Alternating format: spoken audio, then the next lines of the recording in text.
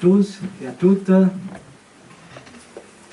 Dans ces journées, conférence pré-match un peu particulière, mais bon, on voudrait surtout communiquer, nous comme club, qu'on a accepté et respecté, c'est le mot, les souhaits de notre coach Igor Tudor de ne pas continuer l'aventure avec nous la prochaine saison, avec date 30 juin, de ne pas continuer l'aventure du club.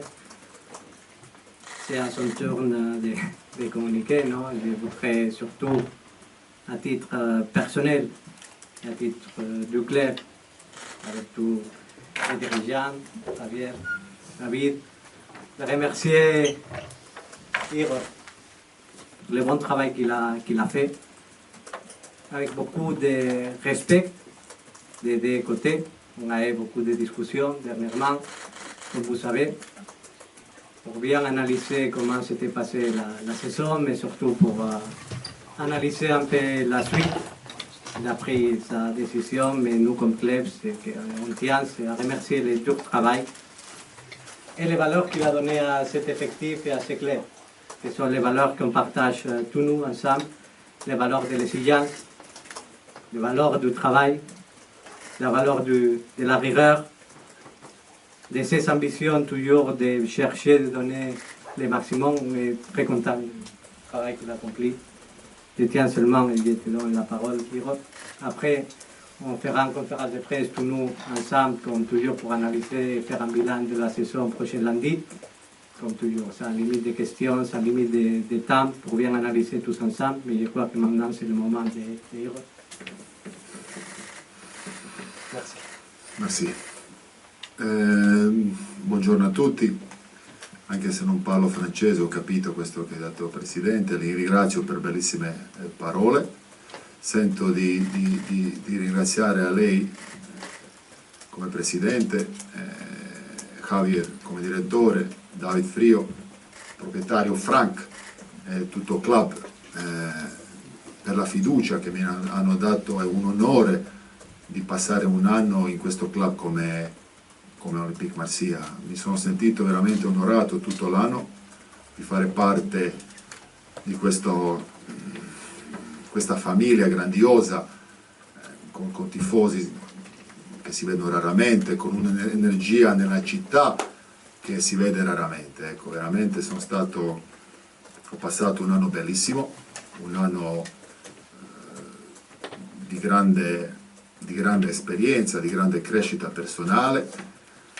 Sono sicuro che lascio il club in miglior situazione di quando l'ho trovato, da tanti punti di vista, ecco, e vado orgoglioso da qua, ecco. Ho preso questa decisione di andare via. Le ragioni sono sia professionali sia privati. Non c'ho nessun accordo con nessun altro club, non vado via perché ho litigato con qualcuno, non vado perché non trovo qua gente che non mi supportava, anzi ho trovato un club con gente dentro anche con valori, da quelli che lavorano su campo, e altri. Ecco, ringrazio tutti quanti e vi auguro il meglio per il futuro, perché questo è un club speciale e merita tutto il meglio. Ecco. Alors, bonjour à tous, je ne parle pas français mais j'ai compris ce qu'a dit le président, donc je tiens à le remercier. Je tiens à vous remercier, Président, pour vos mots, remercier aussi Javier, remercier David Frio, Franck, le propriétaire. C'était un honneur pour moi de travailler pendant cette année et cette saison au sein du club. C'était vraiment un honneur de faire partie de cette famille, de retrouver des supporters comme on en trouve rarement, une énergie dans cette ville qui est rare. J'ai passé vraiment une année formidable, de grande expérience qui m'a beaucoup appris. Au niveau personnel aussi, j'ai grandi. Voilà, je pense que je quitte le club et je le laisse dans de meilleures conditions, dans une meilleure situation que celle que j'avais trouvée. Donc ça, c'est une fierté pour moi. Voilà, j'ai pris cette décision de partir pour des raisons privées et professionnelles. Après, je n'ai aucun accord avec un autre club, je ne m'en vais pas parce que j'ai une dispute avec quelqu'un ou parce que les gens ne m'appréciaient pas, au contraire. J'ai vraiment trouvé ici des gens avec de grandes valeurs et donc voilà, je souhaite le meilleur au club et à toutes les personnes qui y travaillent. Okay. On va passer à quelques questions. Alexandre. Bonjour Igor, bonjour à tous. Vous nous dites que c'est des raisons privées et professionnelles. On ne peut pas s'empêcher de penser quand même que lors de votre premier match, la première journée, vous avez été considérablement sifflé par le public du Vélodrome. Est-ce que quand même ça a compté dans votre choix et dans l'attachement que vous avez à ce club? Allora, ci ha appena detto che lascia la società per ragioni private e professionali, ma non possiamo non pensare al fatto che durante la prima partita in stagione era stata fischiata all'ingresso al Velodrome, quindi è qualcosa che comunque ha contato anche nella sua decisione, anche per l'attaccamento a questa società. Io penso che questo anno sono successe le cose che succedono anche in altri club, ci sono problemi, ci sono belle cose, brutte cose, cioè questo è un club che comunque lavorare qua un anno è come lavorare altri club 2 o 3 anni, ecco, questa è una cosa importante, ecco, per dire, ecco. Poi io sono molto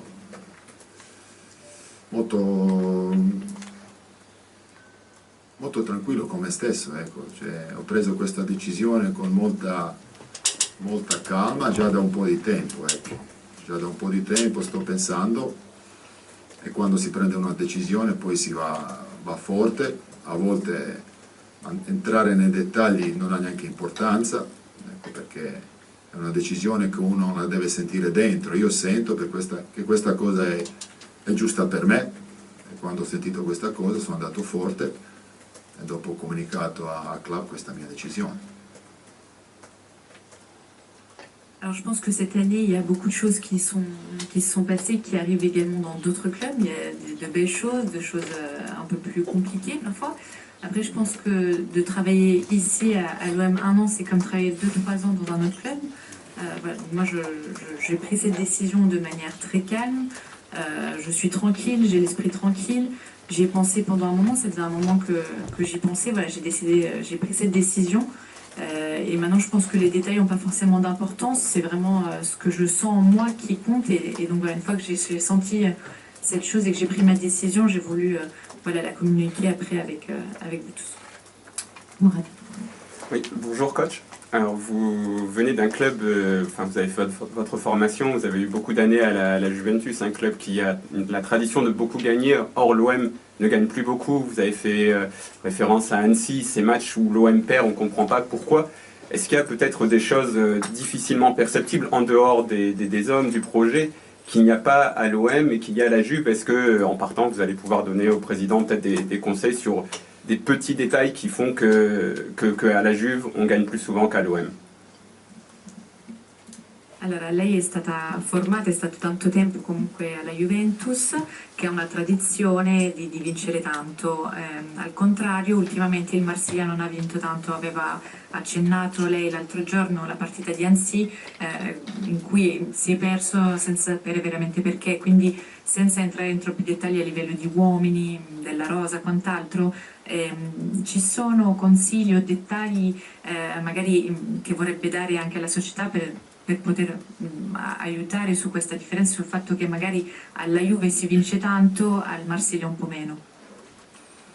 Con paragone non c'entra niente con questo momento che noi stiamo parlando, ecco, io posso parlare qua di Marsiglia, che ho dato tutto me stesso questo anno e ho dato veramente, penso, 100%, sono stati notti dove non si è dormito e tanti, ecco, dove si è pensato, dove si è analizzato.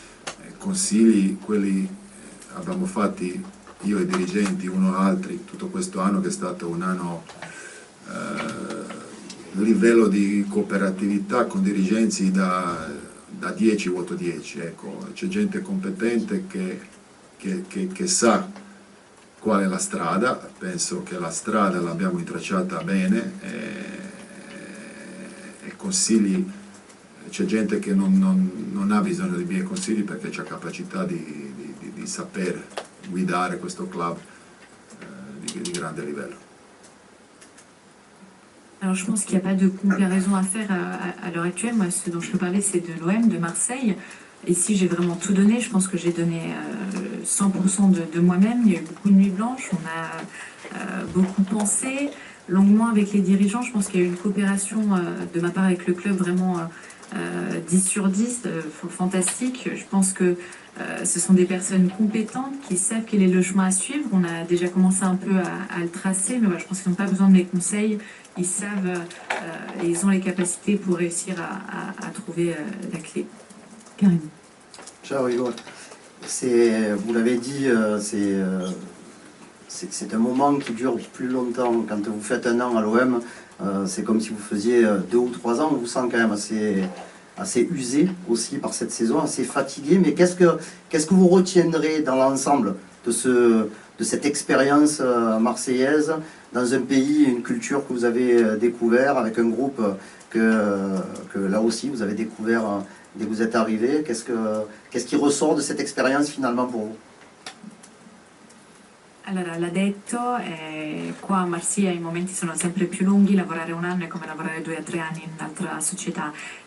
La sentiamo un po' provata, magari anche un po' stanca, ma cosa alla fine ricorderà da questa esperienza, dalla scoperta di una nuova cultura, un nuovo paese, la scoperta di una rosa completamente diversa, e quindi cosa gli rimarrà da quest'anno? C'è una canzone famosa che dice mi ricordo solo di belle cose. Infatti bisogna imparare da quelle cose che io ho detto ai ragazzi questo anno, no? Di spogliatoio tante volte ho provato a insegnarli che le cose brutte non sono brutte, sono quelle come li vedi. Se li vedi da crescere, allora crescerai. Se li vedi come un problema, una ansia, non si cresce. Si cresce di tutto. Si è vissuto primo anno in un paese nuovo per me, Francia, bellissimo, gente bella, tifosi speciali, buoni vini anche, e bisogna vivere così perché poi dopo si cresce tutta la vita. Ecco, dal punto di vista calcistico mi ricordo è una liga bellissima, non me l'aspettavo di questo livello, di giocatori interessanti, di buon ritmo, di allenatori preparati, stadi sempre pieni, sempre belli. Mi ricorderò penso, magari sbaglio, di un bel calcio che abbiamo offerto quest'anno, un calcio di emozioni, un calcio secondo me quello che ho ricepito io che è piaciuto. Ecco, nel club mi ricorderò, penso, di questo grande lavoro, di provare a crescere dal punto di vista di lavoro, cultura di lavoro. Questa è una cosa, ricordate, fondamentale per la crescita, avere un'esigenza, una cultura lavoro dentro il club, senza quello non si cresce quello che come si deve. Ecco, questo penso che ha fatto, questo mi rimane, è un lavoro che abbiamo fatto. C'è una bella base per proseguire su questa strada e io auguro che Marsiglia in poco periodo fa quello che deve fare e vince i trofei. Ecco. Alors comme je l'ai dit, je pense qu'il y a une chanson qui dit souvent il vaut mieux se souvenir que des belles choses. Voilà, moi c'est quelque chose que j'essaie de transmettre aux joueurs en leur disant que ce qui arrive ce n'est pas mauvais si on le voit d'une manière différente, on peut l'utiliser pour progresser, pour s'améliorer, alors que si on voit les épisodes négatifs comme des problèmes, ça crée de l'angoisse, ça crée du stress et c'est pas quelque chose de bon.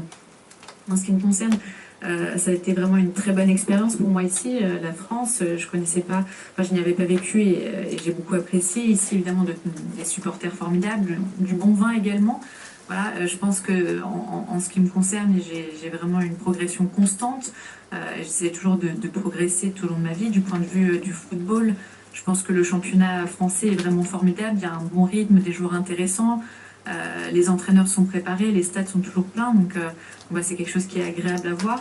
Et en ce qui nous concerne, je pense qu'on a quand même fourni et montré un beau football, un football qui procurait des émotions publiques, qui je pense était apprécié aussi.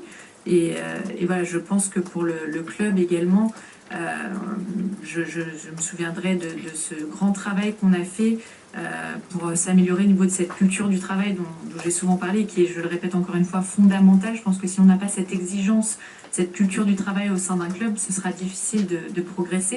Donc voilà, je pense qu'on a les bonnes bases pour le futur et j'espère vraiment qu'à court terme, on retrouvera l'OM à sa place avec la victoire de nombreux trophées. Bruno. Oui, bonjour et bonjour coach. Quelle est la raison, je me permets d'insister, mais est-ce qu'il y a une raison particulière? Parce que vous venez de nous dire que vous avez passé une belle saison, le Vélodrome est plein, vous dites que le club aujourd'hui, et on peut le comprendre, est plus exigeant, il y a une certaine exigence par rapport à il y a un an, voilà, ainsi de suite, que vous avez une très bonne relation avec vos dirigeants, et vous partez quand même, coach. Pourquoi, concrètement, s'il vous plaît? Allora, c'è comunque, torno un po' sull'argomento, ma c'è una ragione particolare per questa partenza, perché comunque l'ha detto, lo stadio è sempre pieno, è stata una bella stagione, a livello di società è aumentata questa esigenza, le esigenze più alte a livello di lavoro, ha parlato anche di ottime relazioni con la dirigenza, quindi cos'è alla fine che la fa comunque andare via? No, ho già risposto, parlo 10 minuti.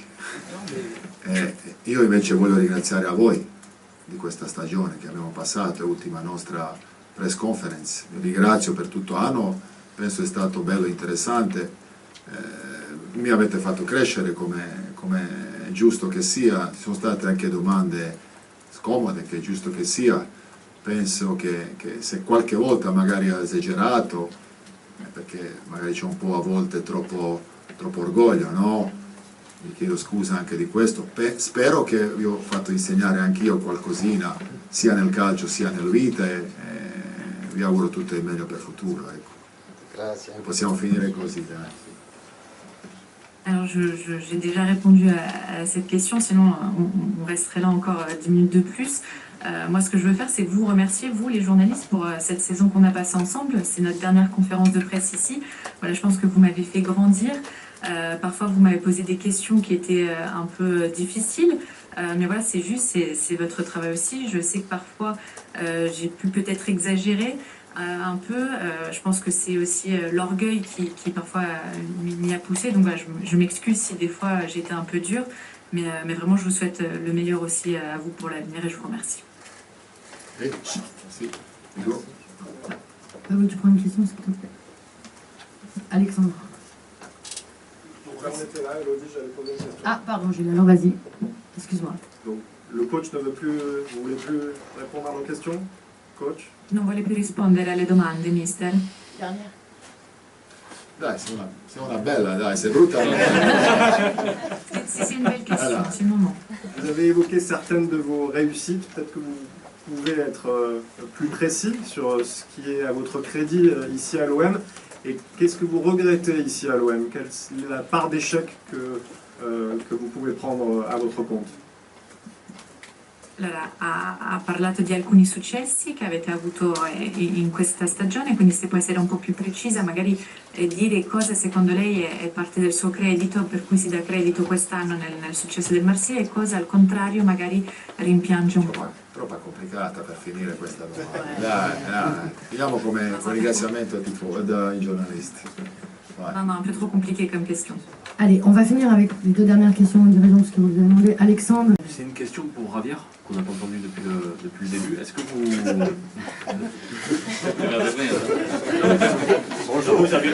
vous avez aussi contribué à la venue d'Igor à Marseille. Et donc déjà, je voulais savoir vous ce que vous ressentez de le voir partir un an plus tard. Et est-ce que vous avez déjà, pas trouvé de successeur, mais identifié un profil de successeur? Non, pas encore. Non, il est ici encore.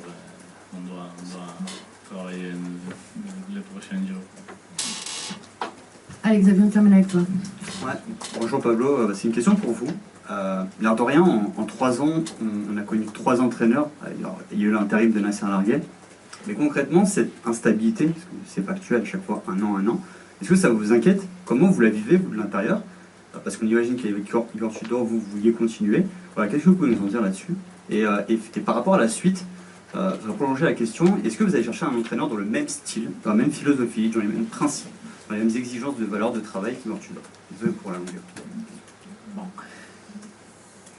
Pour commencer, tout d'abord, il y a une chose toujours, non, qu'on parle ce type de pression qui existe dans l'ambiance, de l'exigence, que c'est juste, que c'est comme ça, et c'est une situation dans laquelle on vit et dans laquelle on doit toujours s'adapter. En vérité, c'est toujours tout ce type de changement, c'est en conséquence aussi de la dimension du club, c'est en conséquence aussi de la tendance actuelle dans le football moderne, et c'est juste, surtout avoir la transparence, avoir des relations directes comme moi. Je ne crois pas qu'il y a un regret spécialement de ce qu'on a vécu ensemble. Tout le contraire, il y a un remerciement de notre côté, spécialement parce que ça nous donne la direction pour la suite. On pourrait parler après lundi, je crois que c'est le bon moment bien de discuter, spécialement parce que ce que nous a donné Iros, dans lequel on était dans une situation très confortable, c'est cette culture du travail, c'est ce niveau d'exigence, c'est ce niveau de l'ambition qu'autour de l'effort on peut construire des choses, de chercher de donner de l'ordre et de ce qu'on a vécu dans les différents pays pour la construction d'un effectif avec de bonnes valeurs. Ce que je tiens à la remercier, non, une chose c'est le coach, une chose c'est la personne qu'on a côtoyée toutes les journées. C'est une personne transparente, sincère, qui va frontal, mais spécialement en personne avec laquelle on peut partager beaucoup de valeurs primaires et saines dans la vie. Et ça, c'est la chose que ça nous tient. Je ne crois pas dans une instabilité parce que c'est prendre des décisions honnêtes. Toujours que c'est fait avec l'honnêteté, la transparence, et avoir donné tout, et du travail et de l'exigence, on tient seulement que des bons souvenirs et des remerciements, spécialement parce que ça, ce sont des bonnes valeurs primaires et des bonnes valeurs dans la vie qu'on veut continuer à donner dans les clés. Merci beaucoup. Merci.